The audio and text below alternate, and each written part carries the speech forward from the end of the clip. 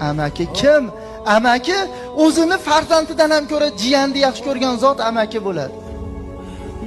Chunki hali uylanmasdan turib aka uylangan. Farzand dunyoga keldi, jiyan. Men amaki bo'ldim deydi. Amakini qarang. Biror bir amaki yo'q jiyanini yelkasida ko'tarmagan. Biror bir amaki yo'q jiyanini deb bag'riga bosmagan. Biror bir amaki yo'q jiyanini qo'lidan ushlab yetalamagan. Biror bir amaki yo'q jiyaniga xursandchilik kirgizmagan. Yig'lab qolsa ham amaki ko'tarsa jiyan yupanadi. Hech kim yuplalmayapti. Ayayam, dadayam yuplalmayapti-da. Amaki keldi-da, beringlar menga dedi-da.